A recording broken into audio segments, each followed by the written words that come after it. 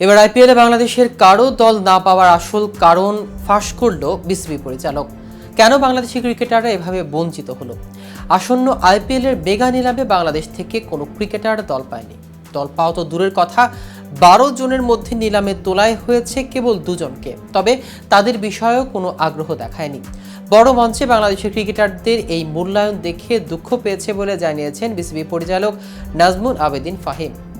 আইপিএলে কিংবা ভালো টুর্নামেন্টের সুযোগ পেলে সেটা কাজে লাগানো উচিত বলে মন্তব্য করেছেন তিনি। কিন্তু কেন বাংলাদেশের কেউ আইপিএলে নিলামে দল পায়নি, এ ব্যাপারটি নিয়েও কথা বলেছেন বিসিবির পরিচালক। কিন্তু কি বললেন ফাহিম? আইপিএলে বাংলাদেশি ক্রিকেটারদের বঞ্চিত হওয়ার আসল কারণ কি, তা নিয়ে বিস্তারিত থাকছে আজকের প্রতিবেদনের বাকি অংশে। কেটিভি ক্রিকেট চ্যানেল থেকে আপনাদের সাথে আছি আমি মাহমুদুর রহমান সিয়া।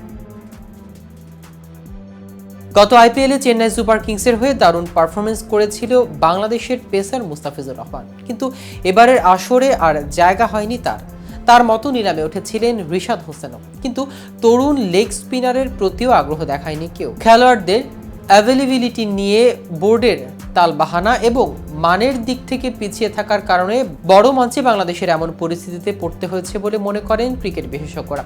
বিসিবির পরিচালক ফাহিমও মনে করছেন তেমনটাই। বুধবার গণমাধ্যমের মুখোমুখি হয়ে এ প্রসঙ্গে ফাহিম বলেন, ব্যক্তিগতভাবে আমার দুঃখ হয়, আমি কিন্তু আমাদের মানটাকে বিচার করি। পৃথিবীর মঞ্চে আমি যদি জায়গা পাই তার মানে আমার অবস্থানটা ভালো, পৃথিবীর মঞ্চে আমি যদি জায়গা না পাই তার মানে হচ্ছে আমার অবস্থানটা ভালো নয়।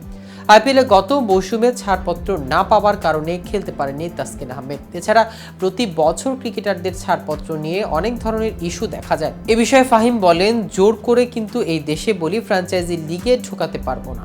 যোগ্যতা থাকলে ঢুকতে পারবে। আমাদের জন্য সুযোগ ছিল গত বছর বা তার আগের বছর কয়েকজন পেস বোলারদের জায়গা হচ্ছিল বা হওয়ার সুযোগ তৈরি হয়েছিল, সেটাকে আমরা কাজে লাগাতে পারিনি। আমার মনে হয় আমাদের চেষ্টা থাকা উচিত আন্তর্জাতিক এই সুযোগকে কাজে লাগানোর।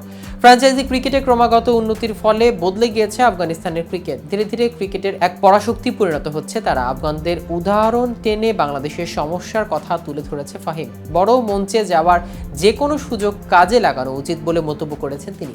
ফাহিম আরও বলেন, আমাদের জন্য খুব ভালো উদ্যোগ হচ্ছে আফগানিস্তানের শুধু এই কারণেই কিন্তু তাদের খেলোয়াড়দের ধীরে ধীরে এই জায়গায় নিয়ে এসেছে।